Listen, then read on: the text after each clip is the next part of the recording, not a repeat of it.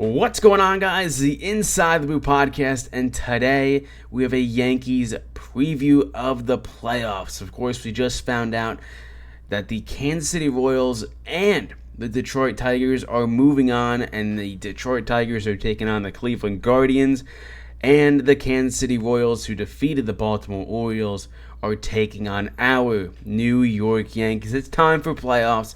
It is time for playoffs, and I think everything fell into place for the New York Yankees, right? They wanted nothing about Houston, let's be real, and they kind of did not want anything about Baltimore either. Baltimore winning the regular season series 8-5.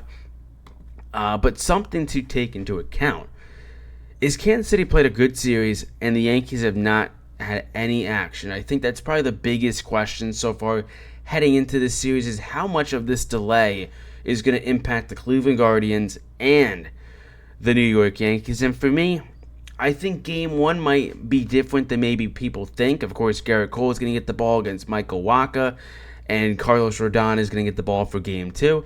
And I think that is definitely the right 1-2 punch for the Yankees. And for Game 3 and 4, I think it's either going to be Clark Schmidt or Luis Gil.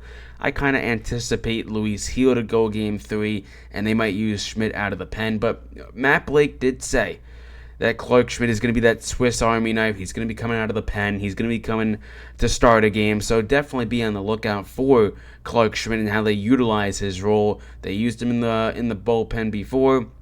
It's not like he's not new to this.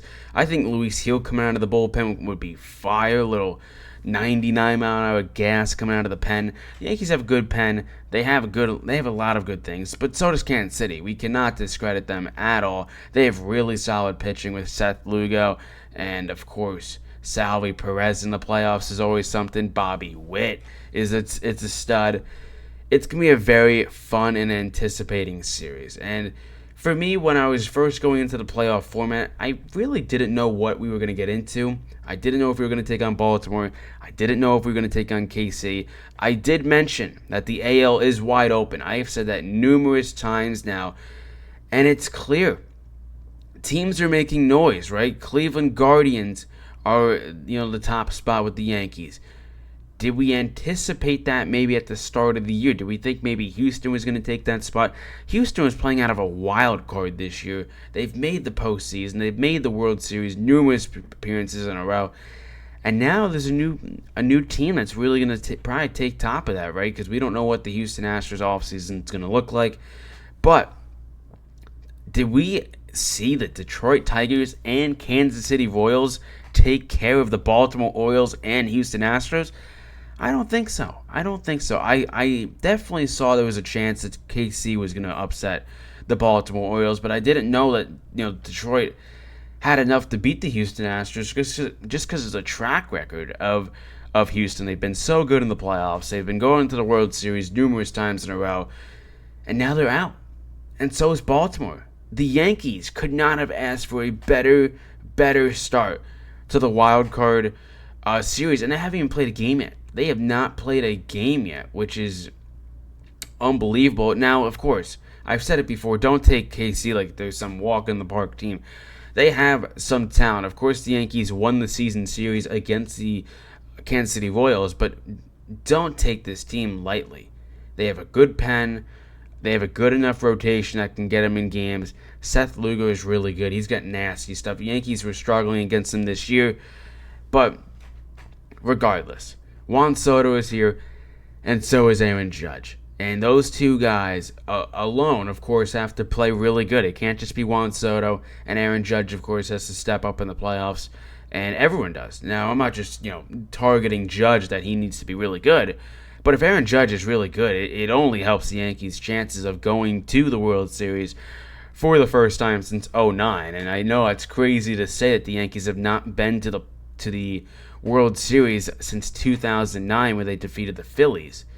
Both teams, Phillies and Yankees, could that be a potential postseason matchup? Maybe the Mets. The Mets just beat the Brewers. A lot of stuff in the MLB has happened, and a lot of chaos, right? The number 6 seed Mets took down the number 3 seed Brewers. We kind of anticipated the Padres to kind of beat up on the Braves, and that happened as well. Braves, too much injuries. Padres look like a great team, and of course, former Yankees Michael King and Kyle Higashioka making impacts for the Padres, but we're mainly talking about the Kansas City Royals going to the Bronx and kind of just what we anticipate, right? Of course, we anticipate a high intensity, of course. The Bronx, when playoff baseball is at the Bronx, it's a top 5 atmosphere in baseball. You can maybe make the argument it's top 3. I'd definitely throw in the Phillies there with Red October. And maybe, honestly, San Diego seems like a fun spot as well this year. But getting into the expectations, right, we need Garrett Cole to be the Garrett Cole ace, and we can't have him struggle early on because the Yankees, I don't know exactly, what we're going to get out of some of these guys. Like Carlos Rodon, of course, had a regular season that was much better than his previous season, but now what are we going to get with him in the playoffs, right? A lot of questions for a lot of players, right? Who's going to play first base? Is Anthony Rizzo going to be ready? Is it going to be the young stud in Ben Rice? He seems to play really good in AAA, but when he comes to the MLB, that young stud is kind of like a AAA thing.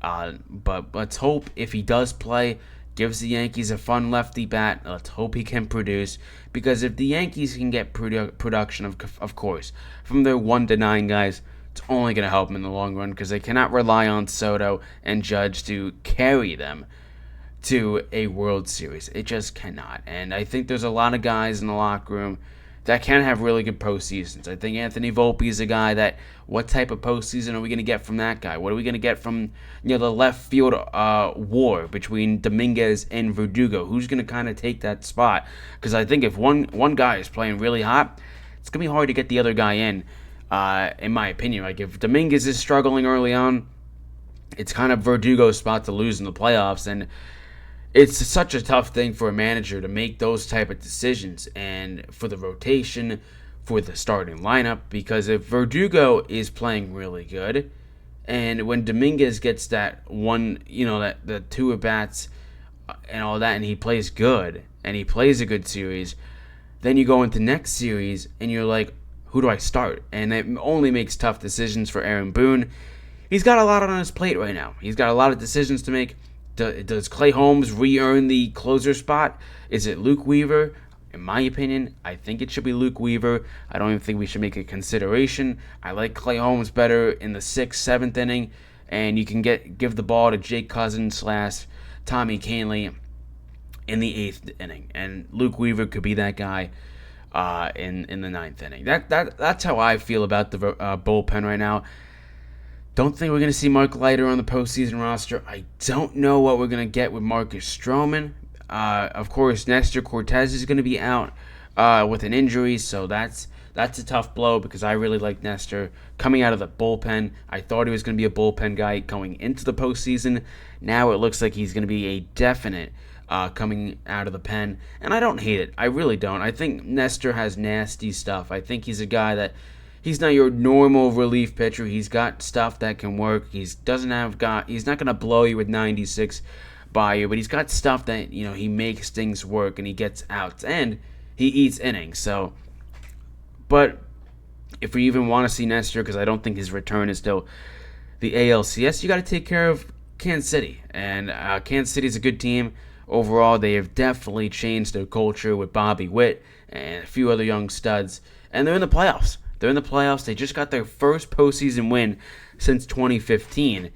And when I look at this team, I see that it is definitely beatable. I see that if our rotation pitches well enough and doesn't have to utilize the pen early on, it only helps us for rest. We've had a lot of rest, but it only helps us not overusing the bullpen. And our starters got to go long innings. We got to see 5 to 6 innings out of Rodon, and got to limit the home runs for Rodon. That's kind of been his kryptonite is the home run ball in Yankee Stadium. It hasn't been guys just getting on in doubles after doubles.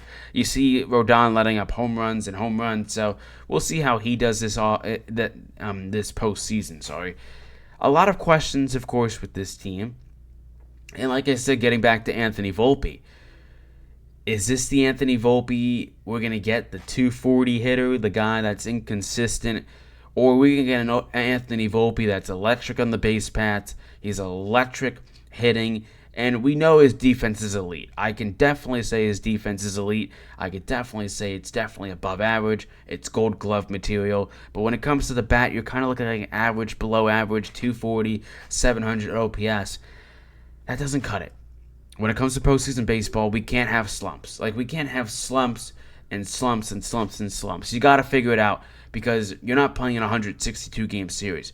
You're playing a best of 5. You're going to play a best of 7 going forward if you move on. So I don't need to see him struggle out of the gate. It seems like he finds a minor tweak in his swing, he changes it, and then he goes back to what he was doing before, and that's why he's making mistakes. Getting into the outfield, of course, I don't think we're going to see Trent Grisham at all. I don't think Dominguez is going to start game 1. I don't think he is. I think they're going to pivot to Verdugo. That's just my opinion, but we'll see with the matchup, right? We want Dominguez swinging from the left side primarily. He's much better from the left side, and Dominguez, I hope, is fun to watch, man. Like, this guy had so much hype coming into as a Yankee. Had a cool start to his homering off of Justin Verlander and hitting another home run against the Astros, and you were like, okay, the Martian is here, and now he's going to play some postseason ball.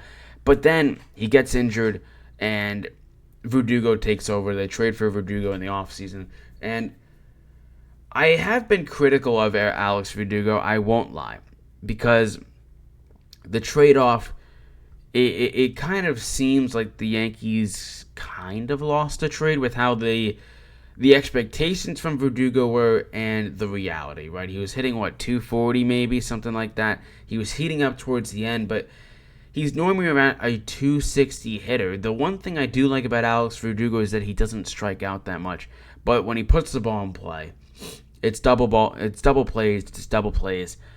That can't cut it in the postseason. When you strand runners, you look back at that time in the inning, and you say, that's why we lost the game. It wasn't because of pitching, it was because of run support. We saw it the Baltimore Orioles. They couldn't score against KC's pitching, all right? They put up 0 runs in the first game, and then they lost 2-1. So we'll see how the Yankees' bats are coming out of the gate. We know how fun this series is going to be. We know the atmosphere and everything. Big thing with Juan Soto. If you go far in the playoffs, I think your chances of re-signing Soto are more likely. If you're a first-round exit and the Mets go further, there could be a change there. But I don't want to think about that. I want to think about getting past the Kansas City Royals and go into the ALCS. It's a best of 5. Of course, going to be a fun series. I hope you guys enjoy it. I hope I enjoy it. I love breaking down playoffs. We couldn't do it last year because the Yankees didn't make the playoffs. This year, they acquire Juan Soto. They acquire Alex Verdugo. They acquire some other pieces. Jazz Chisholm going to get some postseason debut as a Yankee. Juan Soto's going to get some postseason debut as a Yankee. They've been in the playoffs before. They know what it's like. They know what the atmosphere is going to be. Let's take down the Royals, and that's going to do it. I hope you guys enjoyed this video. Let's go Yankees. The game is on Saturday. We got a preview. We got some postseason ball. October baseball is here. We've already seen some upsets, but it's time to take down the Royals. I'll see you guys in the next one. Peace.